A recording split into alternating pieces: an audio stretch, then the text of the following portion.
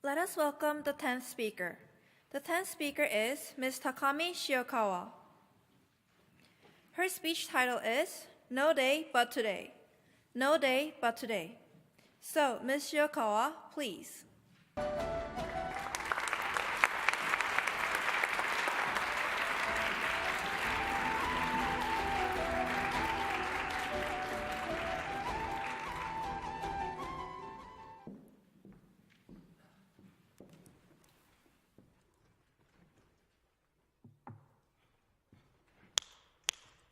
No day but today. There's no day but today. So make the most of it. That's the message of the song from the Broadway musical, Rent. It's a story about young people, but the person it always reminds me of is my mother. When I was a child, she didn't often say, "Study hard, do your homework." That's why I couldn't get into the University of Tokyo. But she was always my role model. Working as a kindergarten teacher and raising 4 children of her own, she was always busy. She never wasted any time. Naturally, I grew up to be exactly like her. I feel relieved when my schedule has no space left in it. It's ironic. Being busy relaxes me. But no space left also became an easy excuse. I want to do something special for Mom. Maybe we can take a trip together. It would be nice. But I'm so busy. I just don't have time. Maybe next year. Maybe someday. And it never happened. I thought I had a full life until one night in July 2002. My mother had a seizure. She collapsed at the entrance of the house with bubbles coming out of her mouth. When I arrived at the hospital, she was in bed, curled up like a cat, with tubes running in and out of her body. Her eyes were half open, but they weren't focused on anything. It was like a scene from a TV show. It didn't feel real. Fortunately, 3 weeks later, she had recovered enough to return home. I thought everything would go back to normal. But in fact, it was just the beginning. The following year on New Year's Eve, my mother and I talked about a family gathering for New Year's holiday. "So, Mom, when do you want us to come?" "Any day is fine, just come." 2 hours later, she had a seizure. Our family gathered at the hospital on January 1st, New Year's Day. I wondered, what could go so wrong in just 2 hours? About a month later, on Valentine's Day, we were preparing for my sister's wedding. We were all so happy and excited, especially my mother. "It's finally tomorrow. Wedding dress, party, and cakes. It's going to be wonderful." But on the morning of the wedding, again, she had a seizure. The ambulance took her to the hospital straight from the hotel banquet room. She missed everything. My mother's seizure made me realize how fragile a human being could be. I understood anything could happen to anyone at any time. But I didn't expect that I could be that anyone.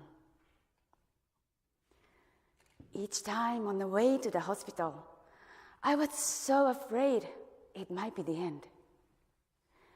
And every time I saw her in the hospital bed, I regretted how little space I'd had for her in my life. You might say, "Hey, don't worry, there's always tomorrow." And that's true. But what if you're not here tomorrow? Or you're here, but someone you love is not? There's no day but today. My mother had 7 seizures over 3 years. She was lucky to survive. The experience changed me. I realized I never wanted to regret another missed opportunity. So, I decided to take a trip to Kyoto with my mother. Since then, we visited Osaka, Hiroshima, Kyushu, and last year we made it to Okinawa. During our trips, we always enjoy our girls' talk. Well, former girls' talk. We always talk about our family problems. The experience changed my mother too.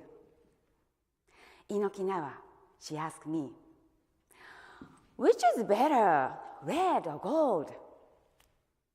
She was talking about her stage dress for karaoke championship on a local TV show.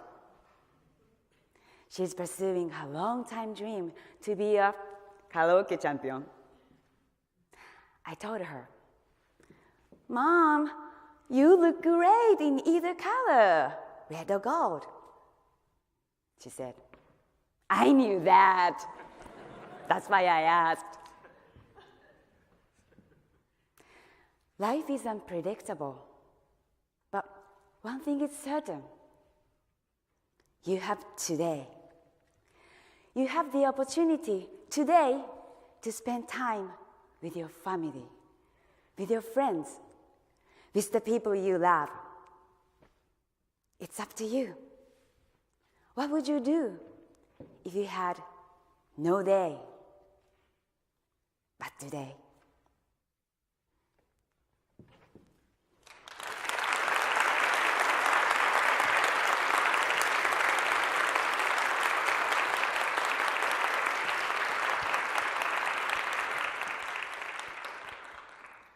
Now we will have a question and answer session. Mr. Tamura, please. Hello, Takami-san. How are you today? I'm fine. You don't look fine. How did it go today? Okay. Okay. Well, I Right. think okay, yes. Thank you. How's your mom? She's 120% fine right now. Okay.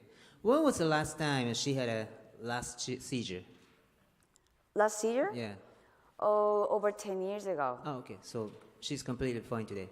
Yes, well, actually, yes, she's fine right now, but it's only because she understood how to control her seizures. She can tell the signs the seizures coming to her. So once she got that sign, she tried to control herself. So she acquired a special skills to detect Yes, what is coming. which is to stay happy and relaxed. Oh. Okay. So how did the karaoke contest go? Well, she believes she can do it near future. Last time I talked with her, which was about a week ago, she said on that day she went to the another contest and she got a prize, but which was not first, second, or third. It was like a prize for someone who did best at their ability. And she wasn't, I need to be a champion for that contest. So she's really, no one can stop her. Your speech reminded me of the famous quote by Steve Jobs. He said, "If today were the last day of your life, do I want to do what I am about to do today?" So, if you had asked yourself this question this morning, would you be standing here? Wow. If today's my last day of my life, sorry, probably no. I wouldn't be here if today's my life. Today's the last day of my life. I wouldn't be here today. The next sorry, question, everyone. Sorry. Obviously, the next question is this: if today were the last day of your life, what would you do? Well, if I knew that today would be my last day of my life in advance, then I would purchase the air ticket for my entire family and probably for some close friends, and we fly to Orlando, Florida all together. And we visit to Disney World together. Because Disney World is, my entire family is a big fan of Disney, especially my husband over there. And also, that's, going to the Disney World all together is one of the things I really wanted to do for my family. So I would be there with everyone. And technically, if I fly there today, I will arrive there yesterday. So I can save one day. Yes, I can have one day to enjoy Disney World. So that's great thing. Okay, last question, and you have 1 minute speech opportunity. I want you to be a counselor. If I were a counselor? No. I want you to be a counselor about the question, okay? There are so many people, probably here in this room, who want to visit their hometown as often as they wish, but actually they can't. They say like, I'm busy, there are so many things to do, so I can't take some time to visit my parent. Okay? So as a counselor... About yourself? Sorry. Are you talking about yourself? Yes, okay. Talk to me. As a counselor, please persuade me to visit my hometown as often as I should. 1 minute. Okay, so going to your hometown. Well, actually, you don't need to feel that you have to go back to your hometown. Because,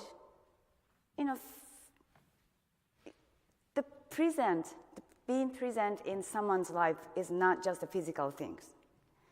You just contact them through emails or phones or just, wishing them well. Or all these things helps you to be present in someone else's life, especially your family. And if they're family, they would understand your situation.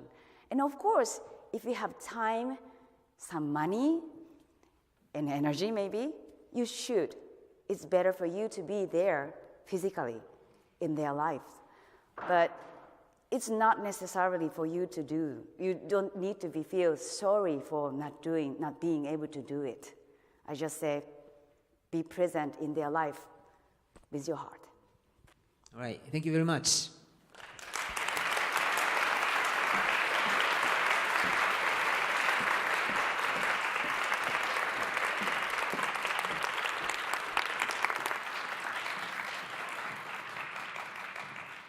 Thank you, Mr. Tamura. Now the Q&A session is over.